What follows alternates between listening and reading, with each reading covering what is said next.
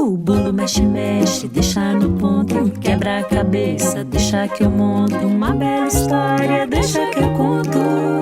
Programa Deixa que eu conto. Uma iniciativa do Unicef no Brasil. Olá, meu nome é Kiara Terra, eu sou contadora de histórias, escritora e tô aqui pra convidar todo mundo pra brincar comigo.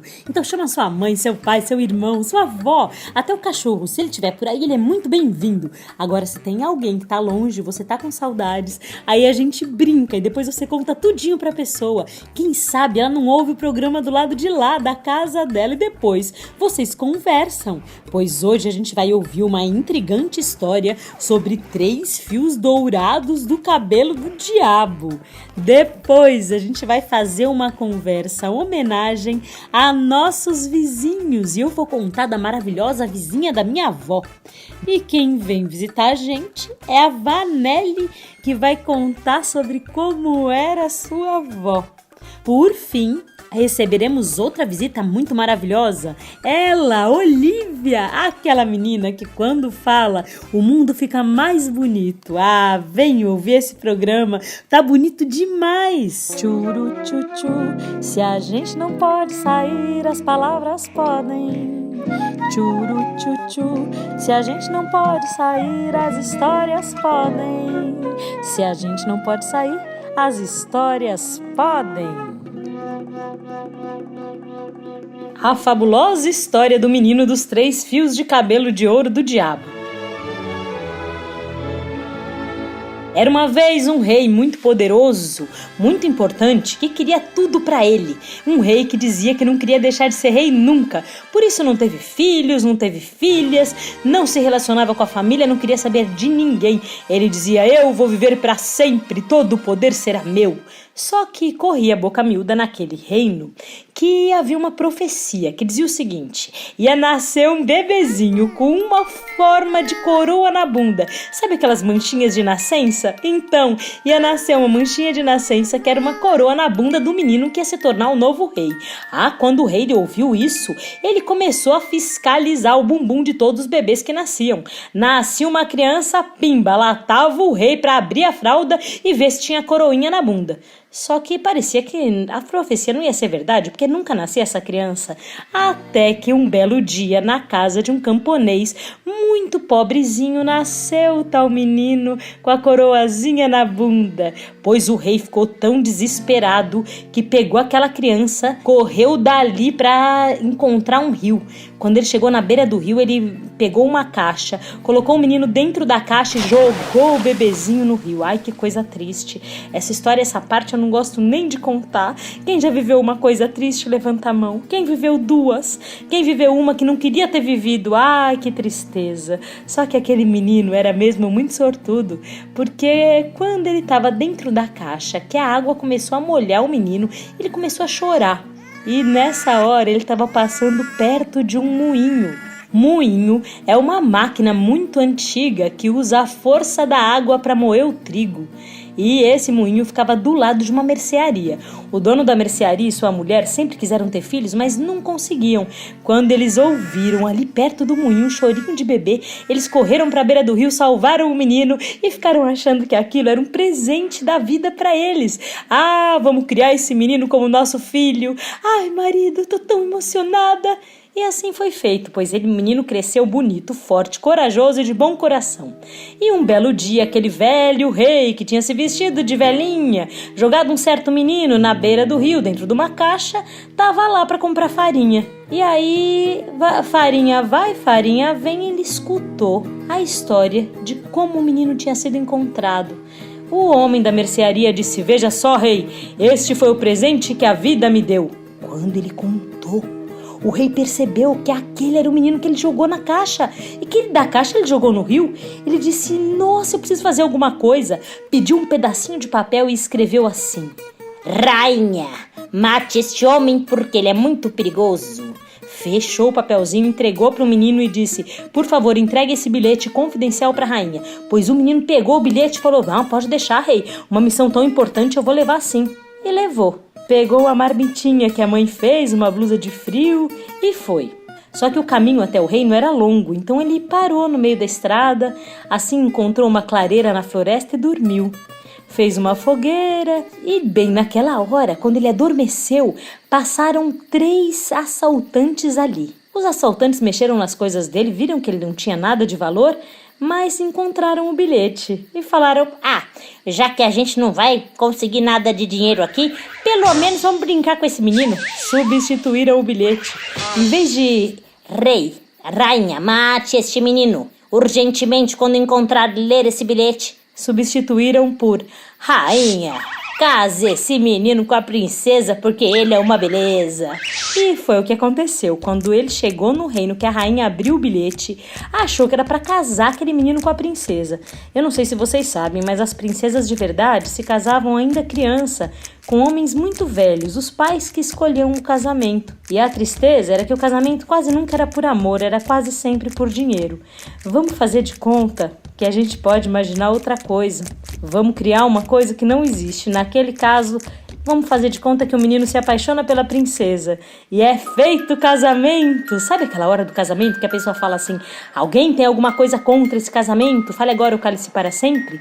Quando o padre falou isso, o rei vinha chegando de longe. Viu a cena, não entendeu nada e gritou: não!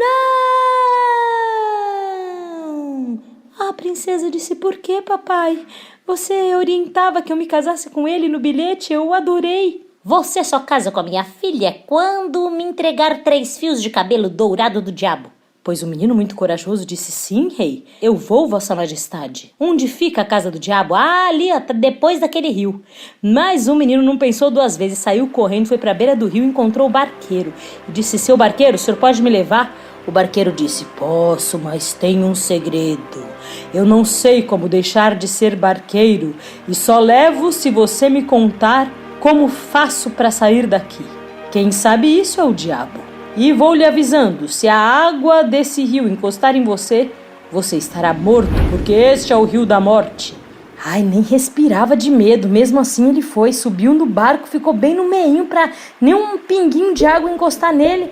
E chegou. Quando ele chegou, ele disse: pode deixar, seu barqueiro, eu vou descobrir o segredo. Quando ele chegou na casa do diabo, o diabo não tava, sabe? Ele tinha ido passear, saído, batido perna por aí. Só tava a avó do diabo. Quando a avó do diabo viu o menino, ela perguntou: o que fazes aqui, meu filho? E ele contou da história de amor, dos 3 fios dourados do cabelo do diabo, da história dele quando bebezinho jogado no rio e dentro de uma caixa por um rei. Ela disse: ai, sua história é tão bonita.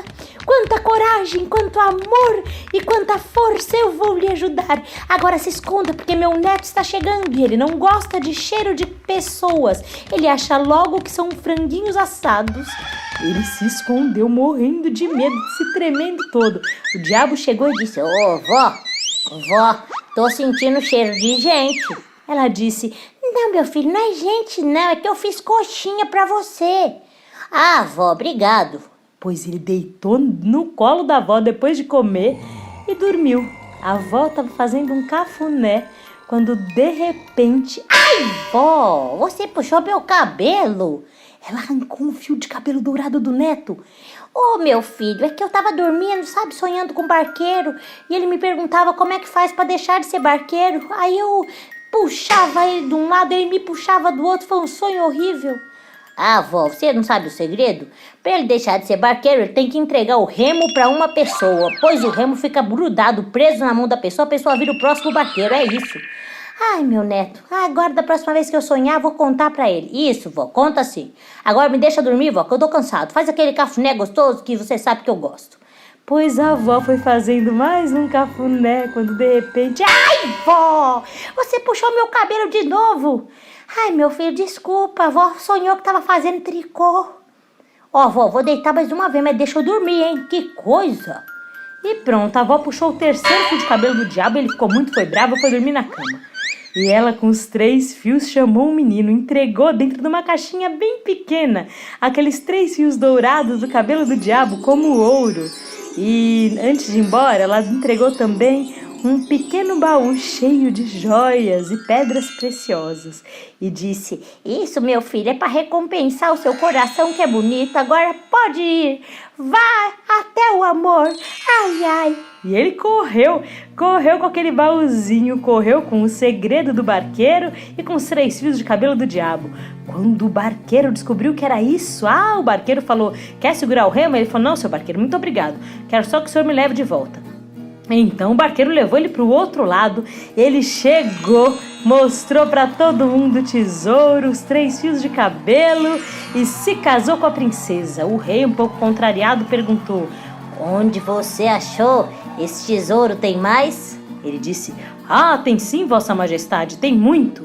Pois o rei então deu um adeus para a família e se pirulitou para a casa do diabo. No meio do caminho, o barqueiro disse: eu levo, claro que eu levo o senhor, vossa majestade, para outro lado do rio. Só peço que segure um segundo o meu remo, porque eu preciso amarrar os sapatos. O rei segurou. Só que o barqueiro não estava de sapato, era coisa nenhuma, muito menos tinha cadarço. Era uma trapaça. O rei virou o novo barqueiro e dizem que ele anda de um lado para o outro, de um lado para o outro. O que aconteceu com o barqueiro? Eu não sei. Tem gente que diz que ele casou com a avó do diabo, mas eu acho que isso já é outra história. O que será que vem por aí? Vamos ouvir? Vem comigo!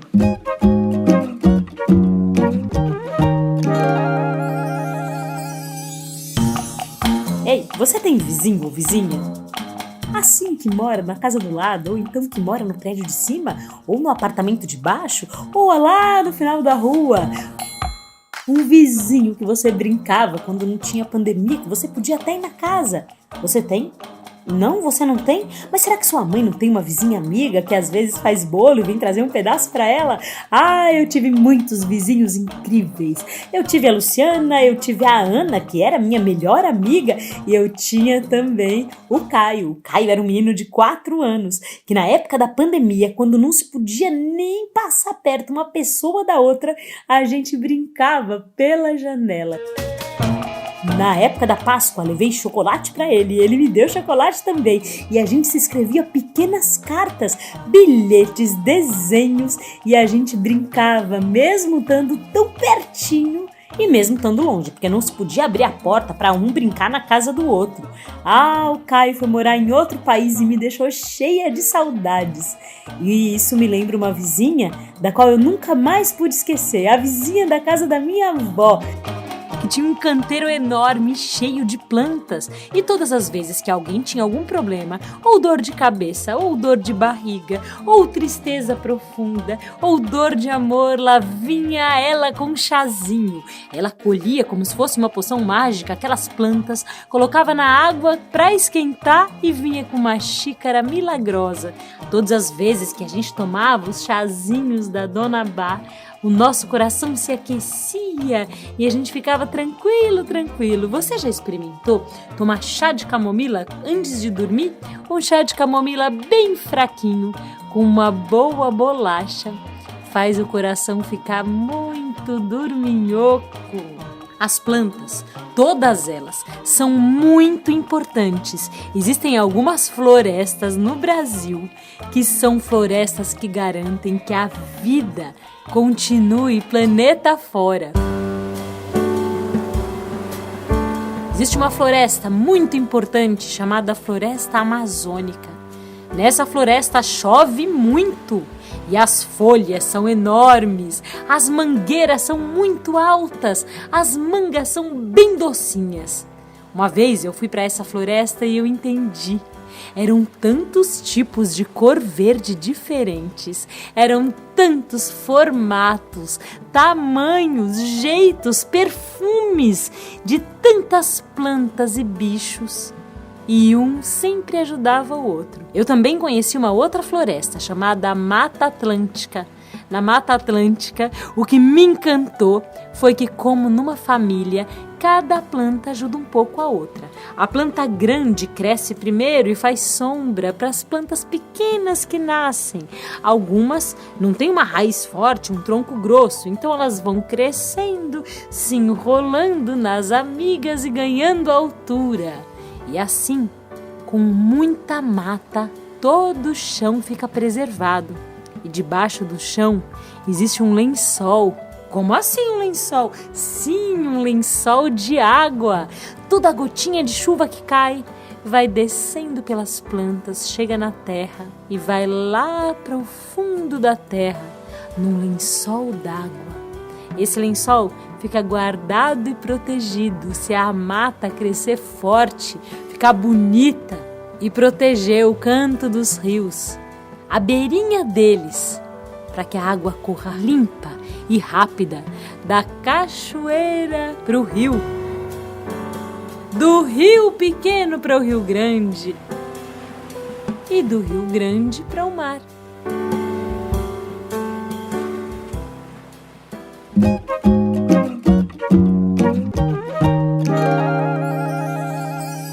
Olá pessoal, eu sou a professora Vanelli Chaves do Rio de Janeiro. Quero contar para vocês a história de uma pessoa muito importante na minha vida, a minha avó. Quando ela nasceu, a mãe dela colocou o nome dela de Argentina.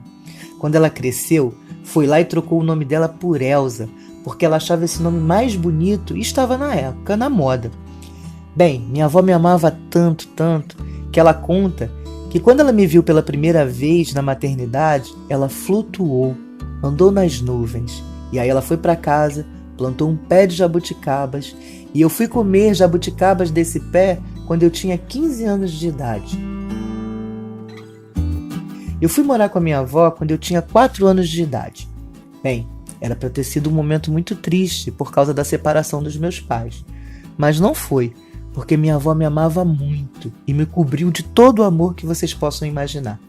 Ela dizia todos os dias que eu era bonita, que eu era inteligente, que eu era uma menina esperta, que eu devia estudar muito para ser uma mulher independente.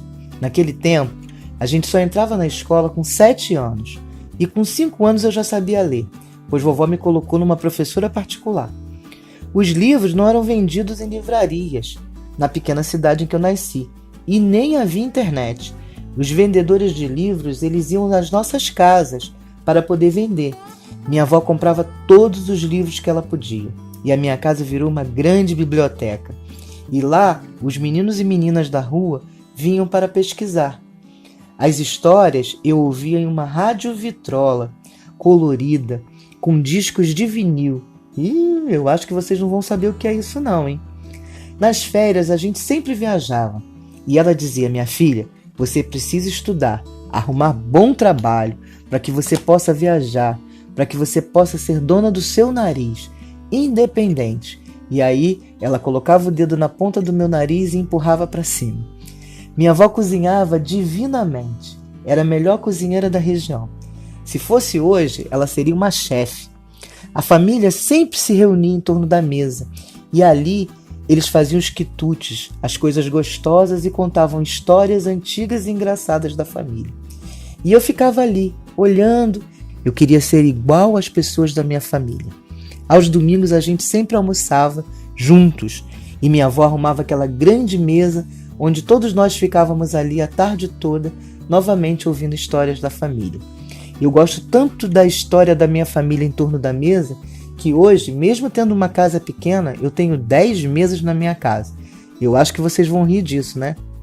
Eu fui criada com autoestima e isso me ensinou, como menina negra, que eu tinha que enfrentar o racismo e o preconceito. Porque, infelizmente, gente, tem pessoas que são assim, não gostam de pessoas diferentes. Mas como eu sempre amei a minha família e eu sempre tive muito orgulho da minha família, então eu gostava de ser negra. Eu achava natural para mim ser negra. Minha avó dizia, você tem que estudar, conhecer as leis, não pode deixar ninguém te passar a perna. Ou seja, não deixa ninguém te enganar, né, Vanelli? Bem, assim eu entendi que o racismo era um problema da outra pessoa e que eu devia me defender, mas não ficar triste e sim reagir, mostrando que eu sabia os meus direitos. Mas minha avó tinha um grande segredo. Ela não sabia ler e escrever. Mas pensa que eu descobri isso cedo? Nada disso. Eu só descobri quando eu tinha 15 anos. Por que a minha avó não estudou? Porque ela precisou trabalhar muito cedo, criar os filhos e depois a mim. Mas aos 70 anos, ela foi para a escola, aprendeu a ler e escrever e ninguém acreditava, mas ela fez. Minha avó era danada. A forma como minha avó me criou, me educou, com autoestima, me incentivando a ler, ouvir histórias, boas músicas, fez toda a diferença na minha vida. Eu cresci, estudei, cursei a universidade, virei mestra e sou professora, profissão que eu amo demais e eu tenho muito orgulho.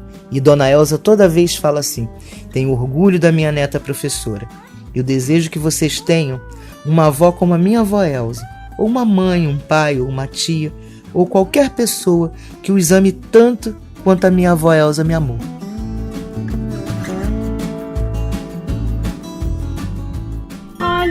Olhe, Olivia, olha o mundo. Um minuto, deixa eu falar uma coisa. Sabia que... Quando Olivia fala, o mundo fica mais bonito. Fala, Olivia. Eu queria que você falasse alguma coisa para todas as crianças que estão ouvindo a gente. Tem criança da floresta, criança da cidade. Se você tem alguma coisa para dizer para eles... Mas espera um minuto, eu tenho outra coisa que não é exatamente o que você falou, mas tem a ver com floresta. Você sabia que eu sempre planejei ir na Amazônia e quando eu ouvo de queimada da Amazônia, eu sinto que eu tô perdendo a chance de ir lá. Ai, eu fui lá. Eu vou mandar para sua mãe todas as coisas que eu conheci lá para ela poder te levar. Porque é muito lindo. Sabe o que aconteceu quando eu fui lá, Olhe? Não sei. Eu vi uma árvore que tinha 300 anos, que você olhava para o céu e não conseguia enxergar o final da árvore. Parecia que ela acabava nas nuvens.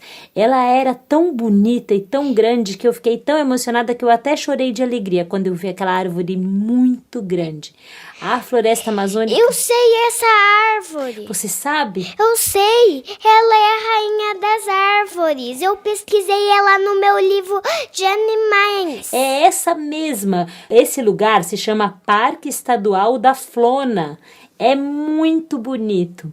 Qual é o nome dela? Porque eu esqueci. É a Samaumeira. Será que é a mesma? É a mesma, é a Samaúma. É a mesma. Ah, é a rainha das árvores. Pois eu achei tão bonito que eu até chorei de alegria. Foi muito lindo. Vamos fazer uma coisa assim que a pandemia acabar. Você já pega um avião e depois pega um barco e vai rapidinho ver a floresta para ver essa árvore. Tá. Você vai ficar bem pequenininha perto daquela árvore gigante, assim. Deixa eu falar uma coisa. Essa árvore fica numa ilha?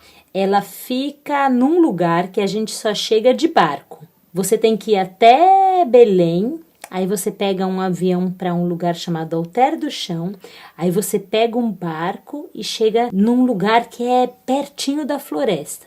Aí você anda até chegar no coração da floresta, onde está essa árvore mãe. Que legal, mas... Quem leva você é um indígena que conhece todos os segredos da floresta.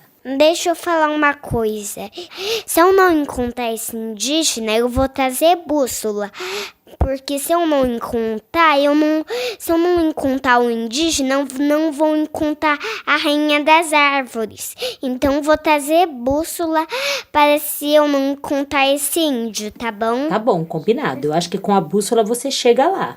E é muito bonita. Mas eu lembrei de uma coisa, que minha bússola está estragada. Não dá para saber a direção, porque ela está estragada. Então eu acho melhor eu dar para você o telefone desse indígena.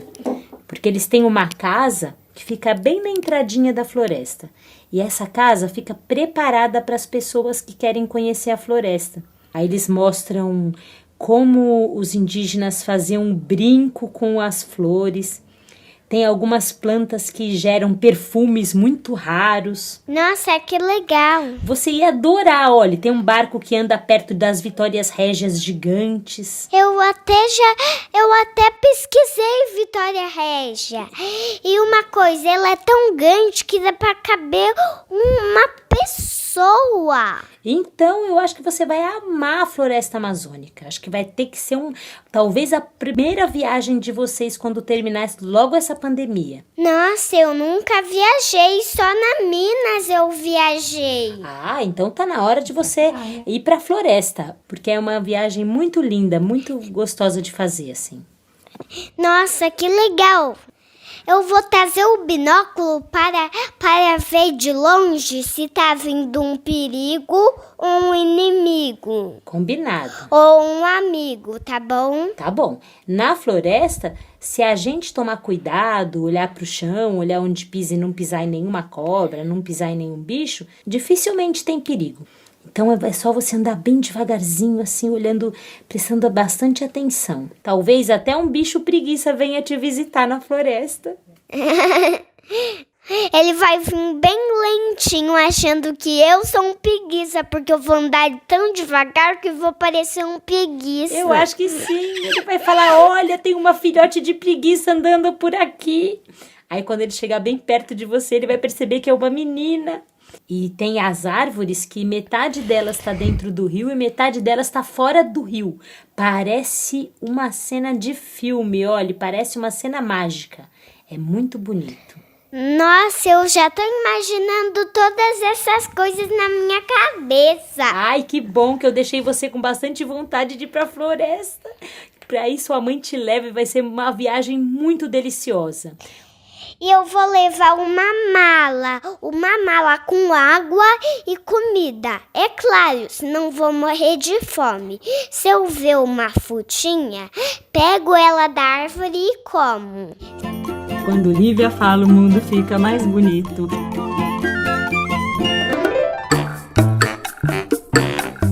Eu sou a Kiara Terra e o Deixa que eu conto é uma iniciativa do Unicef no Brasil. Você pode nos encontrar no nosso canal do YouTube, que é o youtube.com/Unicef Brasil, e no Spotify, onde é só procurar Deixa que eu conto. Você também pode seguir a gente no Instagram pelo @Unicef Brasil e entrar no site unicef.org.br.